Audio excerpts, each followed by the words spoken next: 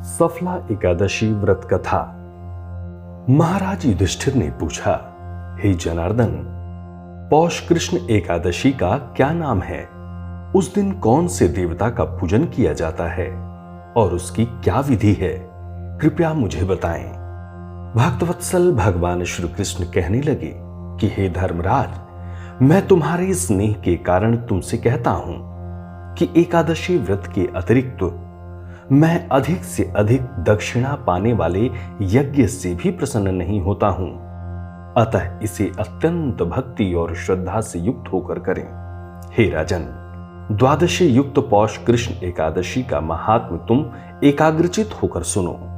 इस एकादशी का नाम सफला एकादशी है। इस एकादशी के देवता श्री नारायण हैं। विधिपूर्वक इस व्रत को करना चाहिए। जिस प्रकार नागों में शेषनाग, पक्षियों में गरुड़, सब ग्रहों में चंद्रमा, यज्ञों में अश्वमेध और देवताओं में भगवान विष्णु श्रेष्ठ हैं, उसी तरह सब व्रतों में एकादशी का व्रत श्रेष्ठ है।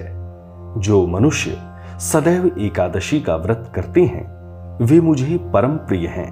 अब इस व्रत की विधि कहता हूं।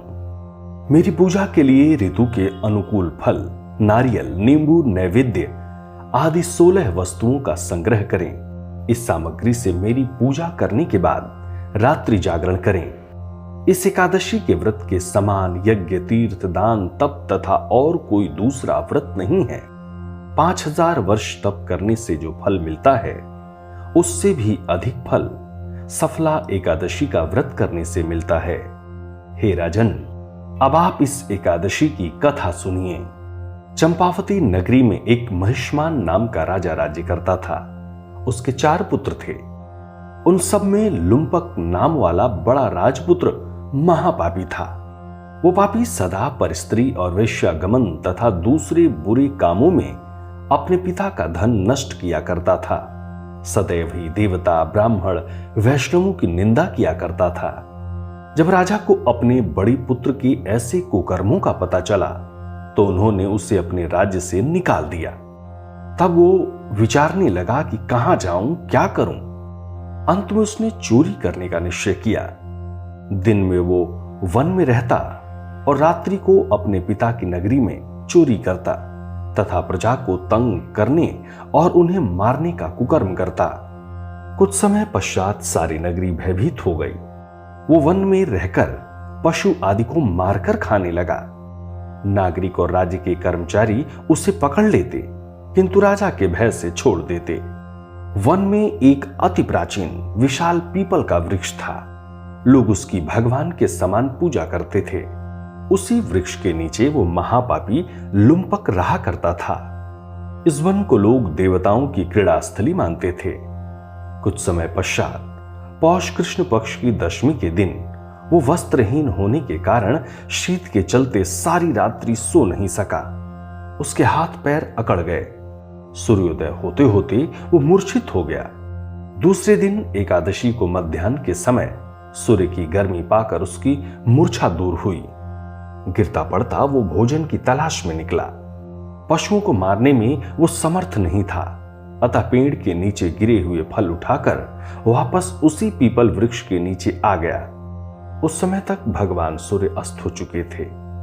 वृक्ष के नीचे फल रखकर कहने लगा, हे भगवान, अब आपके ही अर्पण है ये फल, आप ही तृप्त हो जाइए। उस रात्रि को दुख के कारण रात्रि को नींद भी नहीं आई। उसके इस उपवास और जागरण से भगवान अत्यंत प्रसन्न हो गए और उसके सारे पाप नष्ट हो गए। दूसरे दिन प्रातः एक अति सुंदर घोड़ा अनेक सुंदर वस्तुओं से सजा हुआ उसके सामने आकर खड़ा हो गया। उसी समय आकाशवाणी हुई कि हे राजपुत्र, श्री नारायण की कृपा से तेरे पाप नष्ट हो गए।